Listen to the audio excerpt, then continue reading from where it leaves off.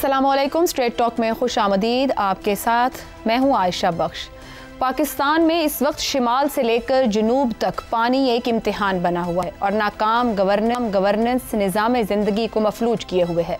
Monsoon के ताकतवर system के ज़ेर असर कराची में मूसलाधार बारिश का सिलसिला फिर जारी है, जिसके सबब मुख्तलिफ इलाकों में अर्बन फ्लडिंग की सूरत हाल पैदा हो गई है। दीवारें गिरने के वाक़यात में अब तक 5 अफराद जाँ बहक हो गए हैं। कई इलाकों में अर्बन फ्लडिंग है, हर तरफ पानी है, नशेबी इलाके ज़ेर आब आ गए हैं, गाड़ियाँ डूब गई हैं। मलीर, गोलीमार, गुलशन हदीद समेत कई इलाकों में घर पानी से भर गए हैं। गुलिस्तान जौहर और गोलीमार के मुख्तलिफ इलाकों में 5 फुट से ज़्यादा पानी है। इसके साथ साथ मुख्तलिफ इलाकों में कराची के औसतन ये कहा जा सकता है कि 100 मिलीमीटर बारिश हो चुकी है, जबकि ज़्यादा से ज़्यादा 137 mm तक बारिश हुई है। अभी मज़ीद बारिश के स्पेल का भी इम्कान जाहिर किया गया है। आज दोपहर के बाद से जो कराची से खबरें आने लगी और जो सूरत हाल डेवलप हुई, उसने ये जाहिर किया कि कराची की इंतज़ामिया बिल्कुल इस बारिश से निमटने के लिए तैयार नहीं थी। अर्ली वार्निंग्स महकमा मौसमियात की जानिब से मौजूद थी। आज स्कूल्स लगे हुए थे, बच्चे घरों को नहीं पहुँच पाए, ताख़ीर का शिकार हुए। गाड़ियाँ, स्कूल बसेज, वैन्स पानी में फंस गई। शारा फैसल जो सबसे ज़्यादा इस्तेमाल होने वाली सड़क है, कई अहम इलाकों को मिलाती है, वो कराची में मंजर एक तालाब या नदी का पेश कर रही थी। इसके बाद हैदराबाद, ठट्ठा, सजावल में भी बारिश के बारे में खबर आ रही है कि वहाँ भी बारिश का स्पेल जाएगा। अब बात यह है कि गुज़िश्ता रोज़ हम बात कर रहे थे शिमाली इलाकों की, वहाँ जो नुकसान वीकेंड पर हुआ, बात वही रही कि गवर्नेंस क्या थी, तैयारी क्या थी, वक्त से पहले तैयारी क्यों नहीं की गई, अर्ली वार्निंग्स मौजूद थी, उसके बावजूद जो नुकसान हुआ अभी हम उससे गुजर रहे हैं। मजीद स्पेल आने हैं। मानसून के 2 और स्पेल्स का महकमा मौसमियात की जानिब से बताया गया है। आज हम कराची की बात कर रहे हैं। साहिली शहर है, मेट्रोपॉलिटन शहर है, सबसे बड़ा शहर है पाकिस्तान का, माशी हब कहलाता है। वहाँ से जिस तरह की खबरें आ रही हैं, जो इंतज़ामिया की तैयारी मौजूद थी, आज ऐलान कर दिया गया है अब से कुछ लम्हे पहले सिंध हुकूमत की तरफ से कि कल स्कूल्स बंद रहेंगे कराची में। लेकिन सवाल ये बनता है कि आज के लिए क्या तैयारी थी? दफ्तर लगे थे, स्कूल्स लगे थे, लेकिन लोग अपने घरों को वापस नहीं पहुँच सके हैं। बिजली का निज़ाम बिल्कुल बैठ गया है वहाँ पर। अब लोग कब तक घरों को पहुँचेंगे? क्या सूरत हाल रहेगी? क्या वो मदद मिल पाएगी? नहीं, क्यों कि कराची सियासत का शिकार है, आज से नहीं कई दहाइयों से। गुज़िश्ता रोज़ जब मैं शिमाल की बात कर रही थी तो उस सब नुकसान पे हसन साहब कह रहे थे कि ये तो मातम है, आप लोगों को तो बहाना चाहिए बात करने का। तो हसन साहब, सवाल तो आज फिर हमारे पास वही है, क्योंकि शिमाल से जानी इम्तिहान ले रहा है तो हमें भी तो अपने नुमाइंदों को, हुकूमतों को हिलाने, झंझोड़ने और पूछने की ज़रूरत है। कहीं ना कहीं वो भी जिम्मेदार है। पैनल में मेरे साथ हैं हसन निसार, ज़ैगम खान, शहजाद चौधरी और इफ्तिखार अहमद साहब। आपके सामने सवाल रखेंगे रोशनियों के शहर कराची से मुतालिक। माजी का शहर यकीनन है, रोशनियों का शहर कराची अर्बन फ्लडिंग का शिकार है। वार्निंग्स के बावजूद, अर्ली वार्निंग्स के बावजूद कराची को क्यों नहीं बचाया जा सका? बड़ा जिम्मेदार कौन? पीपल्स पार्टी, MQM, मकामी हुकूमत, अवाम खुद जिम्मेदार है। ज़ैगम साहब, किस तरीके से कराची शहर को देखते हैं? अब तो कुछ दिनों से और तरह की भी बहस इंतजामी यूनिट्स के ऊपर भी पाकिस्तान में हो रही है, मगर बड़े मुल्कों की आबादी के बराबर आबादी रखता है, कमाता भी है उससे पाकिस्तान। तवज्जो क्यों नहीं है? किसी को हम पकड़ सकते हैं कि इसके बायस ये सब हो रहा है, या कोई भी जिम्मेदार नहीं है? आयशा, जो सियासी यूनिट्स की बात हो रही है, सूबों की बात हो रही है, उसको एक तरफ रख लें, हम उस तरफ जाते ही नहीं है उस झगड़े में। आप ये देखिए कि दुनिया के तमाम मेगा सिटीज अपने आप को खुद चलाते हैं। आप बम्बे को देख लें, किस तरीके से अपने आप को चलाता है। आप न्यूयॉर्क को देख लें कि किस तरीके से वहाँ एयरपोर्ट से लेकर रेलवे तक का सिस्टम शहर खुद चलाता है, पुलिस भी अपनी होती है। तो कराची जैसे शहर, लाहौर जैसे शहर, उन्हें इस तरह चलाना कि जिस तरह आप सखर को चलाते हैं, जिस तरीके से आप भाई फेरों को चलाते हैं, ये बड़े शहरों के साथ भी जुल्म है, मुल्क के साथ भी जुल्म है, मुल्क की मईशत के साथ भी जुल्म है। सिंध को सिंध रहने दें, सही, कोई हमें मसला नहीं है, लेकिन मेगा सिटी को तो मेगा सिटी माने ना। कराची को सिंध का मेगा सिटी मानकर एक मेगा सिटी के तौर पर तो ट्रीट करें ना, कम से कम इतना तो किया जा सकता है। उसकी वजह यह है कि हमारी हुकूमतें लोकल गवर्नमेंट नहीं देना चाहती। जो सूबाई हुकूमतें हैं वो सांप बनकर बैठना चाहती हैं तमाम वसाइल के, तमाम दौलत पर, तमाम पैसा जो उनके पास 18वीं तरमीम के बाद आया है, वो तमाम अख्तियारात और इक़्तिदार जो उनके पास 18वीं तरमीम के नतीजे में आए हैं, उसे नीचे अवाम को नहीं देना चाहती, जिसकी वजह से कहीं लोकल गवर्नमेंट मजबूत नहीं है। इस वक्त जो हम तबाही देख रहे हैं, इसकी बहुत बड़ी वजह लोकल गवर्नमेंट का ना होना है।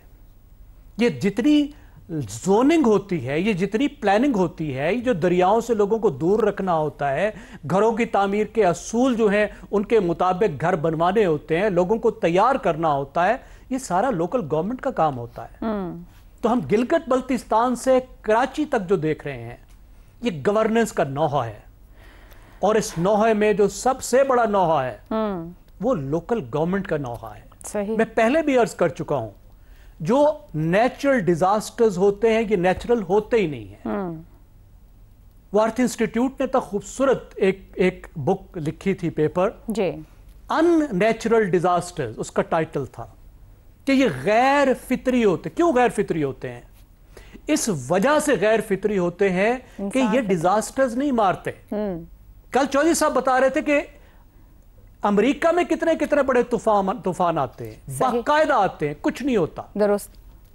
साइक्लोन भोला जब आया था 1970 में तो 5 लाख लोगों को मार गया था, 4 कैटेगरी का सैलाब था। उसके बाद बांग्लादेश में 5 कैटेगरी का सैलाब आया था, 3000 लोग मरे थे। तैयारी इसलिए कि गवर्नेंस उन्होंने बेहतर कर ली। दुरुस्त हो गया जैगम साहब। भाई लोगों को आप यहां से हटाओगे दरियाओं के अंदर से तो मरने से बचेंगे ना। कोई जो दरियाओं के पेट में रास्ते में बैठे हैं, कोई इनको सर बैठे नहीं है जैगम साहब, आप दुरुस्त कह रहे हैं, बिठाए जाते हैं दरियाओं के रस्तों में, जमीनें बेची जाती हैं और सारा काम निजाम वहां से शुरू किया जाता है, कॉलोनियां बना दी जाती हैं, तामीरात होती हैं। शहजाद साहब, कराची पानी पानी है इस वक्त, माशी हब है, चीखो पुकार है वहां से, सियासत से बालातर होकर कम से कम इस शहर को माशी हब पर तवज्जो हो सकती है, या गवर्नेंस के साथ ऐसे कराची सर्वाइव कर सकेगा? आयशा, मेरी सोच थोड़ी ज़रा मुख्तलिफ है कराची के बारे में। एक तो ये कि चूंकि ये किसी दरिया के किनारे नहीं है, इसलिए आप उस तरह की फ्लडिंग का जिम्मेदार बारिशों को या किसी चीज़ को नहीं ठहरा सकते। कराची का मसला स्ट्रक्चरल है। स्ट्रक्चरल ऐसा है कि जहां पर कि बेशक इसका ताल्लुक गवर्नर से है, बेशक इसका ताल्लुक इससे है कि हमारे यहाँ कोई निज़ाम एग्जिस्ट नहीं करता, लेकिन इसमें जिस किस्म की बेहंगम पॉपुलेशन की एंट्री और उसके अंदर होती है और ग्रोथ होती है, उसके ऊपर किसी को काबू नहीं है। इस वक्त आप 2.25 करोड़ से लेके 3 करोड़ तक आबादी गिन सकते हैं कराची की। यानी कोई फिगर्स नहीं है हमारे किसी के पास, कोई डेफिनेट फिगर्स। 75 लाख का डिफरेंस है जब आप 2.25 से 3 करोड़ कह रहे हैं, छोटा नंबर। जी एग्जैक्टली। तो इसलिए ये है वो गैप हमारी अकल और समझ का, जो कि हमें 2.25 और 3 करोड़ के बीच में बिठा के रख रहा है। अच्छा, अब इसका मतलब क्या हुआ? जिस मुल्क के अंदर आपके पास डेटा नहीं है किसी चीज का, किसी भी चीज का, आप उसके ऊपर प्लानिंग कैसे कर सकते हैं? पहली बात, कितने लोग आते हैं और क्यों आते हैं?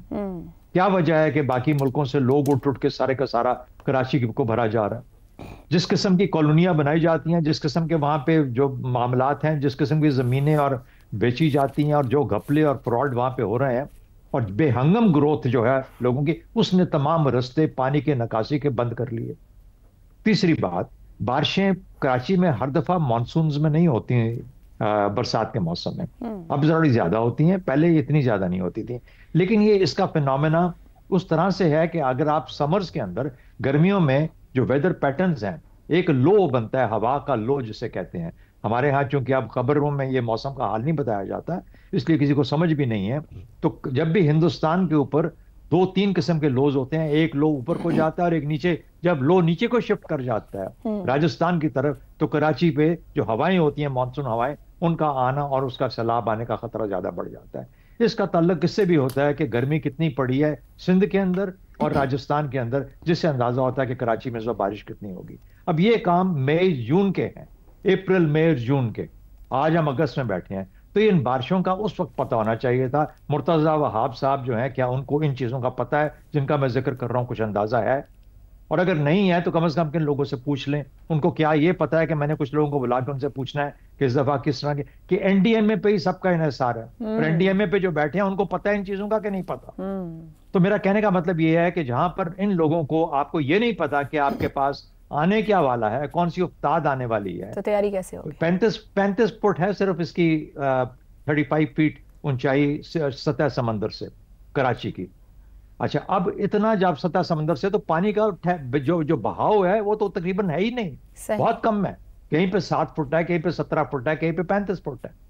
वहां से पानी का बहाव किस तरह हो सकता है समंदर की तरफ? बिल्कुल ठीक। तो इतना आपका ऑलरेडी एक वल्नरेबल एरिया है, जिसके बारे में आपकी स्ट्रक्चर, आपकी ऑर्गेनाइजेशन, आपकी गवर्नेंस, आपकी अकल, आपकी समझ, कोई निजाम सबका सब हर तरफ से फेल हो जाता है, तो फिर यही कुछ होता है ना जो है इस पाकिस्तान से ऊपर से लेके तो इसे किसका फेलियर कहा जाए? फिर कराची में रहने वालों का फेलियर है, उनके मुंतखब नुमाइंदों का फेलियर है, या फिर विफाक तक फेलियर को ले जाया जाए?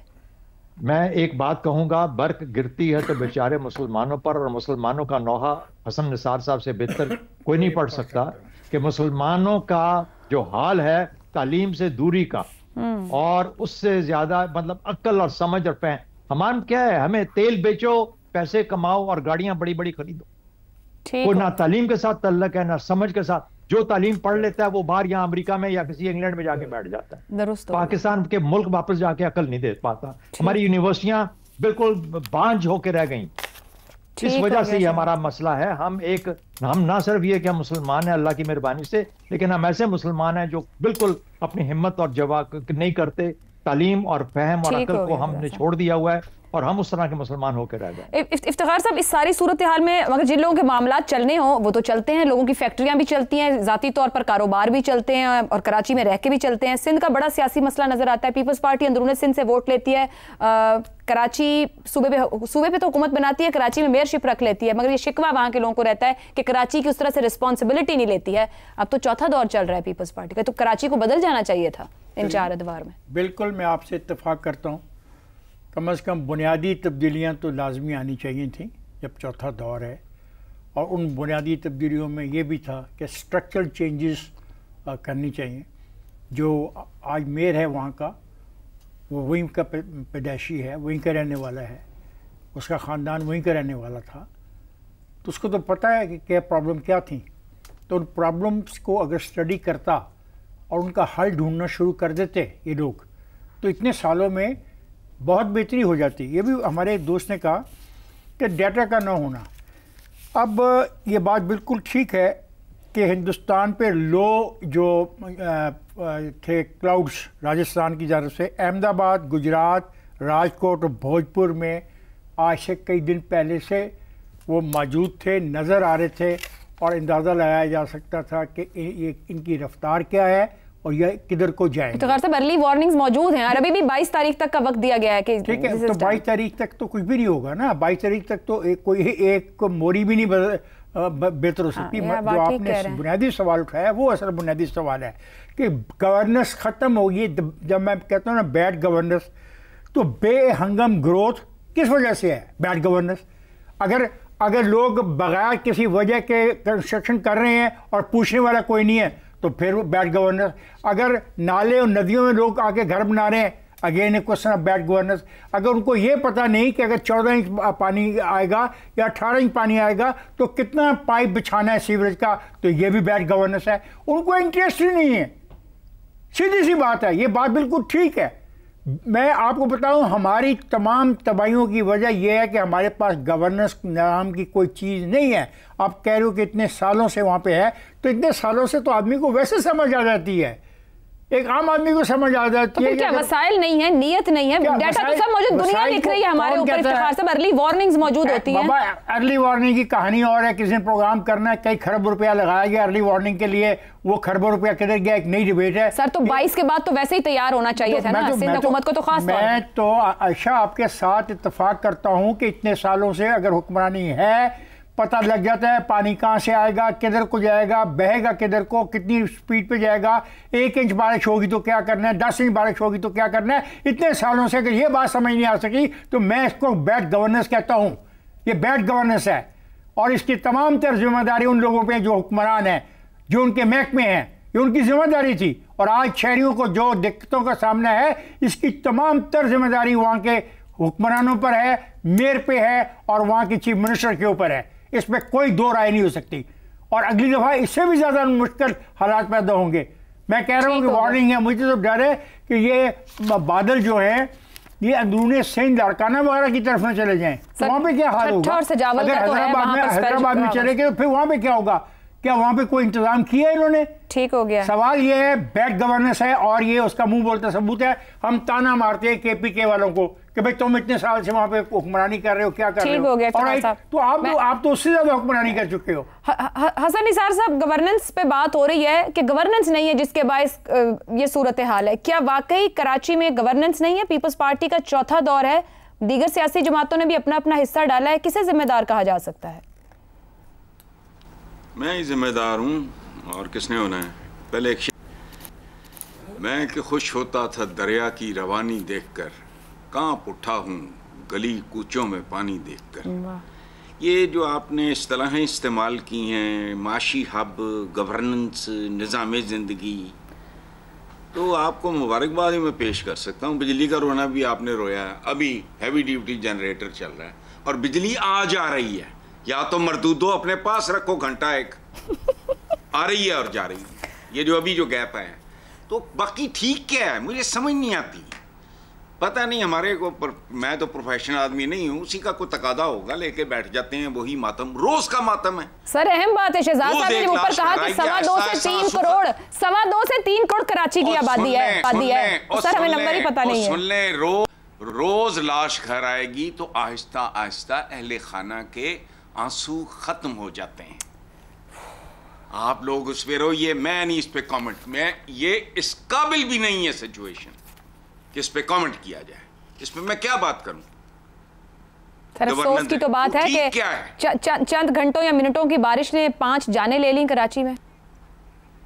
तो कोई बात नहीं, 5 करोड़ कोई गल नहीं, 5 घट गए बिचों तो केड़ी क़यामत आ गई। तो खुदा का खौफ करें, इसकी That is the way. चलें एक break. Start looking, start things the way I am looking. Sir इतना हार्टलेस तो नहीं हो सकता। फिलहाल चलें एक ब्रेक लेते हैं, ब्रेक से वापस आते हैं तो बात करेंगे मिस काम की दावत पर। देने वालों के पास कुछ है भी क्या? प्रोग्राम में एक बार फिर खुशामदीद। वज़ीर-ए-आज़म शहबाज शरीफ मुसलसल अपोजिशन को मुज़ाकरात की दावत दे रहे हैं और आज इस मौक़िफ़ को उनके करीबी साथी राना सनाउल्लाह ने एक बार फिर दोहराया है। राना सनाउल्लाह के बकौल जो सियासत 2011 से नफरत और इंतशार के एजेंडे पर चलाई जा रही थी, उसका नतीजा नाकामी की सूरत में सामने आया है। उनके मुताबिक नफरत की सियासत करने वालों को ना माजी में कुछ मिला है और ना आइंदा कुछ हासिल होगा। उन्होंने मजीद कहा कि नून लीग आज भी अपने मुखालिफिन के साथ बैठने के लिए तैयार है। 9 मई के वाक़यात की याद दहानी कराते हुए कहा कि अगर कोई दूसरों के घरों को आग लगाए और उस पर मुआफ़ी तक न मांगे तो उसे नताइज का सामना करना होगा। सियासी मुज़ाकरात पसे पर्दा नहीं बल्कि बराह रास्त जमातों के दरमियान होने चाहिए। राना सनाउल्लाह का कहना था कि अगर कोई अपनी गलतियों पर 2 बरस गुजरने के बावजूद गौर न करे तो उसे अदालती फैसलों के नताइज को मानना पड़ेगा। फरवरी 2024 के इंतखाबात से पहले और बाद में आने वाले अदालती फैसलों ने अपोजिशन खुसूसन PTI ने काफ़ी मुश्किलात खड़ी की हैं। PTI के कई पार्लियामेंटेरियंस नाअहल करार दिए गए, खुसूसी नशिस्तें इत्तेहादी जमातों को दे दी गईं और आईन और कानून में तरमीम का सिलसिला भी जारी रहा। ये सब अवामिल अपोजिशन के शकूक व शुबहात को मजीद गहरा करते हैं कि आया हुकूमत वाकई उन्हें कौमी अमल का हिस्सा बनाना चाहती है या नहीं। दूसरी जानिब PTI की जानिब से मुज़ाकरात में संजीदगी नजर नहीं आती। वो अपने सियासी मौक़िफ़ में लचक दिखाने के बजाय जिद पर कायम है, जिससे डायलॉग का अमल मजीद मुश्किल हो जाता है। यूँ एक तरफ हुकूमत बार बार दावत दे रही है मगर दूसरी तरफ अपोजिशन का रवैया भी मुस्बत नहीं।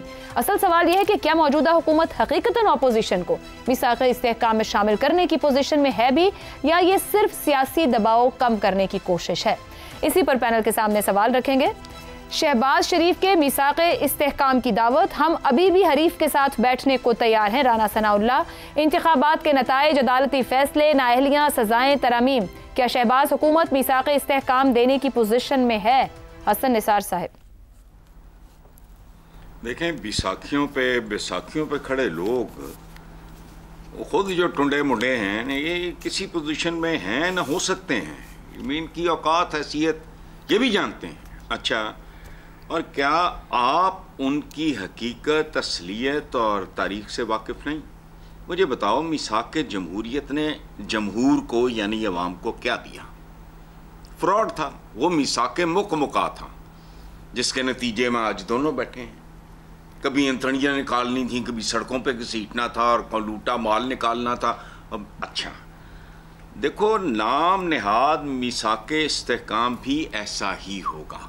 और दूसरी बात यह है कि PTI ने अगर PPP की तरह इनके साथ पार्टनरशिप करनी है तो उनकी मर्जी, लेकिन इन लोगों के साथ बैठ के बात सुनो। एक मुहावरा है गोरों का, वो बेहुदा है, गलत है, आउटडेटेड है। A man is known by the company he keeps. ये आउटडेटेड मुहावरा है। उस जमाने में इस तरह 9 to 5 और फिर ओवर टाइम नहीं होता था। अपनी मर्जी की पंचायत, अपनी पसंद के लोग। अब तो 9 घंटे आपको ऑफिस में नापसंदीदा लोगों के साथ। अब मुहावरा मैंने तब्दील किया है, a man is known by the company he avoids. जो किया कराया उसने उसको जहन्नुम रसीद करना है। इन लोगों के साथ बैठ के करना है तो 100 दफा करे। ठीक, ये किसी पोजीशन में नहीं है। अवाम की नजरों से गिरे हुए लोग किस पोजीशन में होते हैं? आप कैसी बात कर रहे हो? चलें, मैं थोड़ी बात कर रही हूँ। राना सनाउल्लाह साहब ने बात की, हमने सवाल रखा है। ज़ैगम साहब ये फरमाइएगा, राना साहब तो वो भी मतलब मैं पता है उनको भी कि झूठ बोल रहा हूँ, मैं गप छोड़ रहा हूँ। ज़ैगम साहब, राना साहब कहते हैं माफ़ी का मतलब हाथ बांधना नहीं बल्कि गलती का एहसास है। आपके ख्याल में 9 मई के वाक़यात पर गलती का एहसास किया जाएगा? देखिए आयशा, पहले तो वार्निंग ये है कि ये चाचू जितने मासूम लगते हैं इतने मासूम हैं नहीं, तो इनके आप मिसाक के इस्तेहकाम को इतना संजीदा ना लें। और जो आपका सवाल है उसका जवाब है नहीं। बस सर, मैं इस्तेहकाम की बात सुन के संजीदगी से ले लेती हूँ, क्योंकि अदम इस्तेहकाम इतना सुनने को मिलता है। जी बिल्कुल, देखिए मिसाक के इस्तेहकाम का मतलब क्या है, जरा मतलब देख लेते हैं। इसका पहली बात मतलब ये है कि सियासी धींगा मुश्ती का खात्मा। और वो कैसे होगा? पुरअमन बकाए में बकाए बाहमी के सारी पीसफुल कोएग्जिस्टेंस के उसूल बनाने होंगे, जिसका मतलब है मिसाक जमहूरियत नया बनाना होगा। दूसरी बात क्या है? माशी इस्तेहकाम। माशी इस्तेहकाम के लिए रिफॉर्म पर इत्तफाक करना होगा। और तीसरी बात क्या होगी कि अदारों में मुदाखलत और अदारों की मुदाखलत, इन दोनों को रोकना होगा। अब पीटीआई का मसला क्या है कि पीटीआई अदम इस्तेहकाम को लिवरेज कर रही है, उसके पास इसके अलावा कोई डंडा ही नहीं है, तो वो सियासी अदम इस्तेहकाम को भी लिवरेज कर रही है और माशी अदम इस्तेहकाम को भी लिवरेज कर रही है। आपने देखा उन्होंने IMF को भी खत लिखा, उन्होंने रेमिटेंसेस भी रोकने की कोशिश की। बिल्कुल। अब पीटीआई क्या मांग रही है और क्या दे सकती है, हुकूमत क्या मांग रही है और क्या दे सकती है, इससे वाज़ेह हो जाएगा कि क्या इधर से बाहर भी निकल सकते हैं या नहीं निकल सकते हैं। अब पीटीआई हुकूमत से उसकी जान मांग रही है। वो कहती है कि इलेक्शन दो, तुम हुकूमत छोड़ो, इलेक्शन हमने जीता है। और पीटीआई इमरान खान की रिहाई मांग रही है, कैदियों की रिहाई मांग रही है। वो भी पहली बात के बराबर है, जान लेने के बराबर ही बात है। अब हुकूमत इन बातों को कैसे माने? और हुकूमत क्या मांग रही है, क्या दे सकती है? हुकूमत वही मांग रही है, वही दे सकती है जो बुजुर्ग मांग रहे हैं, जो बुजुर्ग दे सकते हैं। और बुजुर्ग क्या मांग रहे हैं? बुजुर्ग माफ़ी मांग रहे हैं कि आके माफ़ी दो। और उसके बाद क्या मिलेगा? उसके बाद जाके बैठ जाओ कोने में, अपनी बारी का इंतज़ार करो 4 साल। और बदले में क्या मांग रहे हैं? कि इंसान बन जाओ। और दे क्या रहे हैं? सिर्फ रिहाई दे रहे हैं। अब मुझे बताइए, दो जो एक्सट्रीम पॉइंट्स हैं ये कहां पर जाकर मिल सकते हैं? तो अभी आप अदम मिसाक के अदम इस्तेहकाम पे गुजारा करें, क्योंकि बहुतों का फायदा अदम इस्तेहकाम में ही है। ठीक हो गया ज़ैगम साहब, अदम इस्तेहकाम पे कई सालों से किए जा रहे हैं, इस्तेहकाम ही अवाम चाहते हैं। ब्रेक लेते हैं, ब्रेक के बाद हम गुफ्तगू आगे बढ़ाएंगे। प्रोग्राम के आखिरी हिस्से में एक बार फिर खुशामदीद। इफ्तिखार साहब, मौजूदा हुकूमत बार बार मिसाक इस्तेहकाम की दावत दे रही है, लेकिन क्या वो वाकई अपोजिशन को शामिल करने की पोजीशन में भी है? क्या ऑफर कर सकती है? किस तरह साथ लेकर चल सकती है? पोजीशन में क्यों नहीं है? पार्टियां पार्लियामेंट में मौजूद हैं। जिस पार्टी को ऑफ़र की जा रही है वो पार्लियामेंट में है, सेनेट में है, सूबाई असेंबलियों में है। बैठ के उनके साथ शामिल हों और जिन चीज़ों पर इख्तिलाफ राय है उसका इजहार करें, और जहाँ पे कंसेंसस हो सकता है पाकिस्तान के अवाम की बेहतरी के लिए, वहाँ पे कंसेंसस की बात करें। मसलन 3-4 चीज़ें बड़ी अहम हैं जो ज़ेर बहस आ रही हैं। वो है धातों के बारे में कि ज़मीन के अंदर जो दफीने हैं उनका क्या करना है। दूसरी बात है NFC अवार्ड के बारे में। तीसरी बात है जो NIFC बनाएगी है, ये बात है। ये 3 चीज़ें हैं जिसके ऊपर खुल के डिबेट हो सकती है। इसमें बेहतरी के इक़दाम हो सकते हैं। और अगर माशी मसाइल इतने उलझ गए हैं तो उसका हल पेश करें। इसमें बुरी बात क्या है? हल तो पेश होगा on the floor of the house. तो ये दावत तो जो दी जा रही है इसको कबूल करें। मगर अपोजिशन लीडर और वो जमात तो मुस्तकिल तनकीद कर रही है शहबाज गवर्नमेंट पे कि वो तो चलती रहेगी। देखें, ये पार्लियामानी जमहूरियत में कभी भी ये नहीं हो सकता कि दोनों फ़रीक़ैन अपने पॉलिटिकल हथियार फेंक दे, ऐसा नहीं हो सकता। बात आपने सवाल जो है क्या शहबाज हुकूमत मिसाक इस्तेकाम देने की पोजीशन में है, मेरा जवाब है बिल्कुल है, लेकिन शर्त वही है कि वो अकेला कुछ भी नहीं कर सकता, रूलिंग पार्टी कुछ भी नहीं कर सकती तावक्ते के तमाम लोग पाकिस्तान के लिए बेहतरी के लिए ना सोचें, और जहां उनको इख्तिलाफ राय है उस इख्तिलाफ राय की निशानदेही करें। सिंपल सी बात है। मैं कहता हूं कि आप मेरे साथ चल के गिलास सर ऑपोजिशन तो उनके इख्तियार को चैलेंज करती है, उनकी लेजिटिमेसी को चैलेंज कर रही है। मैंने आप ही के प्रोग्राम में कहा कि मुझे तो इससे डायकॉटमी की समझ नहीं आती। एक तरफ तो हलफ लेते हैं आईने पाकिस्तान के तहत और एक तरफ गालियां देते रहते हैं सारा दिन आईने पाकिस्तान के तहत बनने वाली पार्लियामेंट को, और कहते हैं कि जनाब ये गलत पार्लियामेंट है, 45, 47, 46। अगर 45, 47, 46 में यकीन करते हो छोड़ के बाहर आ जाओ। इससे पहले भी आए हो ना, इससे पहले भी आए हो, बगैर किसी असूल के 2 असेंबलियाँ तोड़वाई है ना, तो ये असेंबलियाँ भी छोड़ दो। क्यों बैठो असेंबली के अंदर? ये जो कहानी है इसको बस कर दो। पाकिस्तान के अवाम के साथ ज्यादती मत करो। अगर हुकूमत मौका दे रही है उसका मौके का फायदा उठाओ, और अगर हुकूमत झूठ बोल रही है और उसकी प्लानिंग गलत है तो एक्सपोज कर दो उनको, उनसे उनका हथियार छीन लो। दुरुस्त हो गया। शहजाद साहब, क्या अपोजिशन को शहबाज हुकूमत की जानिब से मीसाक इस्तेहकाम की दावत को कबूल करके साथ बैठना चाहिए, जो इफ्तिखार साहब बात कर रहे हैं, ऊपर एग्जाम साहब ने भी राय रखी, या फिर इंतखाबात, अदालती फैसले और कुछ कानून साजियों ने अपोजिशन के एतमाद को इतना मजरूह कर दिया कि वो किसी भी डायलॉग को तस्लीम करने को तैयार नहीं है?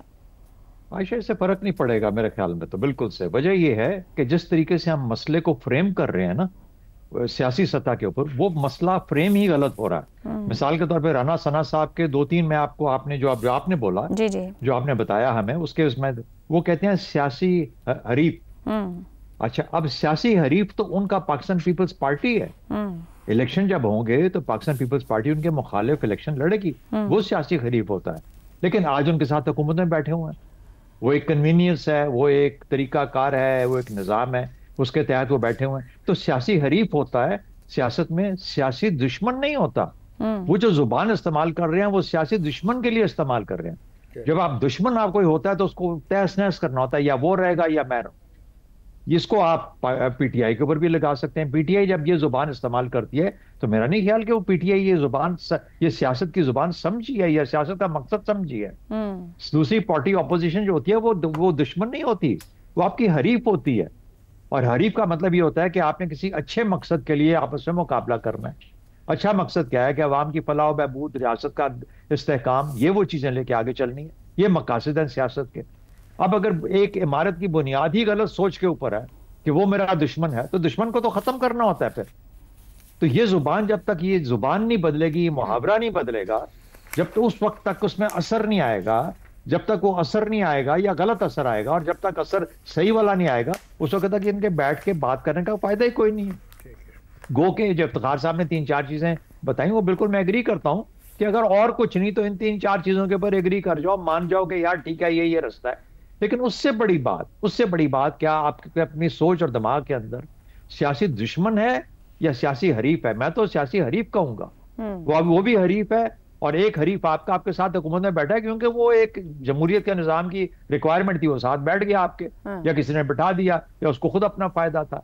इसी तरीके से पीटीआई भी कभी आपके साथ बैठ के हुकूमत में बैठ जाएगी अगर उसको कोई फायदा चाहिए होगा, या उसके साथ कोई बैठ जाएगा। तो कहने का मतलब है कि सियासत के मैदान को पेशे के तौर पे जब अपनाया जाता है तो उसके मुहावरे को, उसके मकसद को, उसके अहदाफ को खास तौर पे समझ लेना चाहिए। ये नहीं होना चाहिए कि सब इतने खराब हो जाएं कि दुश्मनियों पे बेशक दुनिया के सियासी निज़ाम में दुश्मनाना चीजें आई हैं, लेकिन वो आइडेंटिटी पे हैं, वो आमराना रवैयों पे हैं, वो उन चीजों पे हैं कि दूसरे को, अपने ऑपोजिट को खत्म करने के लिए। लेकिन ये तरीका कार जहां पे आप जमहूरी निज़ाम को लेकर चलना चाहते हो अवाम की फलाह के लिए, ये वो नताइज नहीं देगा अगर इस किस्म के मुहावरे और सोच के साथ आप चलें। शहजाद साहब, मुख्तसरन अगर कहिएगा कि हुकूमत कुछ दे सकती है, ये पीटीआई या सियासी जो उनके मुखालिफ हैं संजीदगी से लेना चाहिए इस बात को, इस गुफ्तगू को? क्या हुकूमत ने खुद किसी से कुछ लिया हुआ है? अगर खुद किसी से कुछ लिया हुआ है तो वो किसी को कैसे देगी कुछ? उसने तो खुद मुस्तार कुछ लिया होगा ना।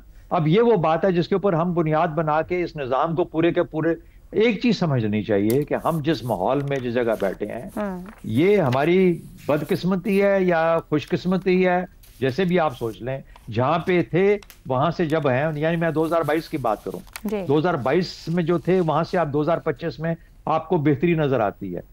तो 2022 में जब आप क्यों पहुंचे थे, वो किस तरीके से पहुंचे थे, उसकी भी एक तारीख है। बिल्कुल दुरुस्त। लेकिन वहां से क्या 2025 तक का जो सफर है, क्या ये बहुत खूबसूरत गुजरा है? हरगिज नहीं। बिल्कुल। क्या इससे खतरे ज्यादा बढ़ गए हैं? हम बढ़ते जा रहे हैं अगर आप अकल नहीं करेंगे तो। मेरा ख्याल है कि हम ये नहीं कह सकते कि हम अपने मकाम पे पहुंच गए हैं, लेकिन इस सफर को भी तो बेहतर करना है ना। बिल्कुल। ये सफर की जिम्मेदारी हमारे लीडरान पे आती है, लेकिन इस जुबान और मुहावरे के साथ नहीं आएगी। दुरुस्त हो गया जी। खानों का शुक्रिया। प्रोग्राम से इतना ही, इजाजत दीजिए। अल्लाह हाफ़िज़।